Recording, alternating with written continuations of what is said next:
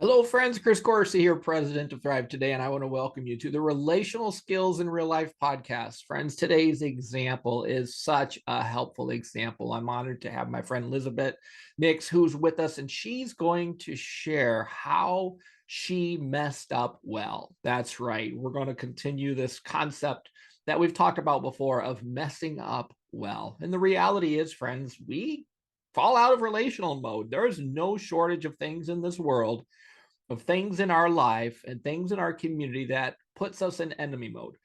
It's going to happen. And one of the things we often say at Thrive Today is this is why we practice relational skills on the good days so that these skills show up on the bad days. And so Elizabeth is going to share her example of a family gathering where she slipped into enemy mode. And I want you to notice how Elizabeth recognized that she was slipping into enemy mode. I want you to hear the words that she describes and how she notices what's happening in her body. So let's listen to Elizabeth and see what happens. My relational skills in real life story took place a couple of years ago at a holiday. And I love having friends and family over and setting the table and just having a lovely meal together. And I do this I get organized by making lots of lists. I plan out everything down to the minute so we can all sit down together and just I can enjoy my guest. So this time, as people started arriving, there was a lot of merriment and laughter and greetings, and people tend to congregate in the kitchen where I was working, which that's fine. But there was just a kink in my plan because one of our family members had brought a dish that still needed preparation. The only problem was both of my ovens were in use and there was no counter space. So I had to figure out real quickly how to solve this problem. And as I tried to figure it out, I became very focused. My face became very stern. My expression, there was no smile to show my guests that I enjoyed them. I was enjoying them, and my shoulders got tense. And as I moved around the kitchen, my movements were kind of jerky as I was just rushing. But finally, everything was ready, and we gathered to sit down at the table. And as we started to give thanks for the meal, I knew I could not say a word of that prayer and say it from my heart. My relational circuits were off. I was trying to solve a problem, so I was focused on this problem and I wanted it to go away. And people that I normally love to be with, I was just not that keen about at that moment. So I recognized this, and rather than just jumping into the prayer as I would have done in the past, I asked if we could just take a second to breathe together and just quiet ourselves. So the people at the table joined me in quieting and breathing. And just with each breath, I felt my shoulders relaxing. I felt myself come alive and want to be with these friends and family that I so cherish.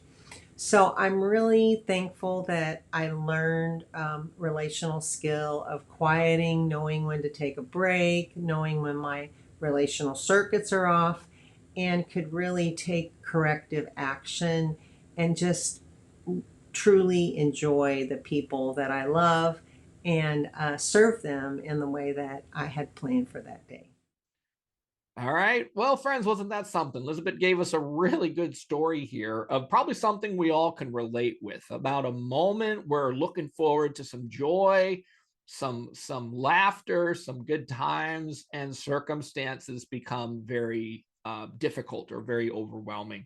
And so Elizabeth really did an amazing job of putting her relational skills into practice and noticing when her piece started to slip out the door and started to leave. I love the way that she was aware of her body. She noticed how her relational circuits were dimming and enemy mode was kicking in. And she noticed that in her body, in her mind. And she really paints a clear picture for us of that transition. So she wanted to build joy. She wanted to have fun with their friends and family. but circumstances were difficult. So she took the time for a little bit of self-care. And what I love about that example of just acknowledging, hey, could we take a moment for a breather? She recognized that she needed a breather. And you know what? When we need a breather, odds are very high. Everybody around us can use a breather as well.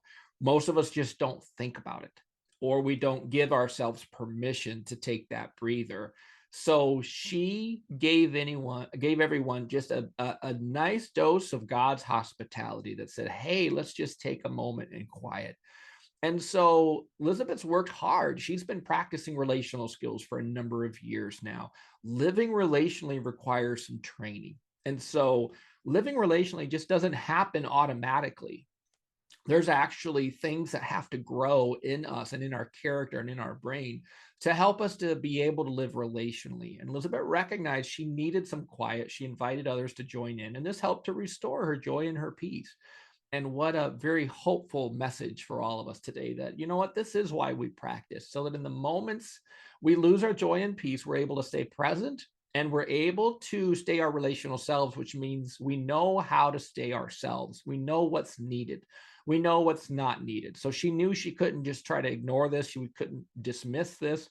She had to face this, and she had to acknowledge it and then take the time to quiet. And what a gift. You know what? We trust people who let us rest, and we become guarded with people that don't let us rest. So I love how joy and peace was restored for this family gathering.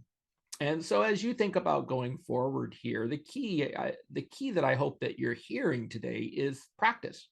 We have to practice. That's why we're called the practice people at Thrive Today, because we practice, and we have to practice so that our character shows up with joy and peace. And so these relational skills will show up when we show up.